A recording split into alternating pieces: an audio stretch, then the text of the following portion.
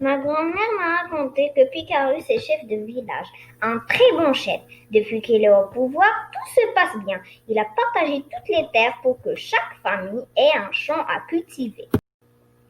Et il a obligé les parents à envoyer les enfants à l'école pour que tout le monde sache lire, écrire et compter. Il a interdit les armes et il a pris encore beaucoup de décisions pour que les gens aient ce qu'il leur faut et vivent en paix. Un jour, le fils de Picarus lui annonce qu'il veut se marier. Picarus est heureux, c'est son premier enfant qui se marie. Il veut organiser une très grande fête, mais il est très embêté. Il n'a pas assez d'argent. Alors, il fait une nouvelle loi. Chaque fois qu'un enfant du chef se marie, tous les habitants du village doivent donner 150 € au chef. Et il prévoit une autre loi, confisquer le champ de ceux qui n'apportent pas d'argent. Dans ce village, celui qui fait la loi, c'est le chef. Et les gens obéissent à la loi parce qu'elle est décidée par le chef.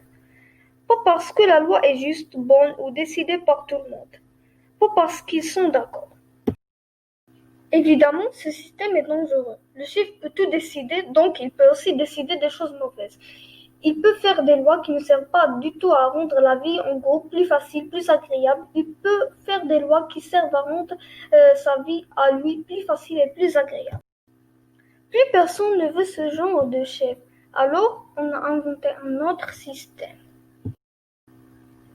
Aujourd'hui, normalement, les chefs ne font pas de loi. Pourtant, on croit souvent que le chef d'un village ou d'une ville, le maire, ou que le chef du pays, le président de la République, peuvent tout décider, peuvent faire les lois.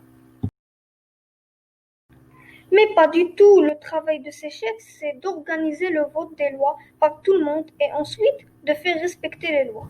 Imaginons que Picarus soit un chef d'aujourd'hui et qu'il ait quand même son idée bizarre pour le mariage de ses enfants. Il doit poser la question aux gens de son village. Acceptez-vous de donner 150 € pour le mariage de mes enfants? Il doit organiser un vote. Les gens votent oui ou non.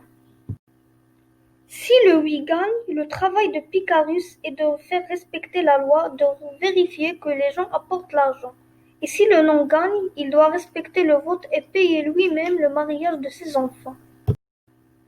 Dans ce système, le chef ne fait pas la loi. Il organise le vote des lois et fait respecter les résultats du vote. Dans ce système, le vrai chef, c'est la loi.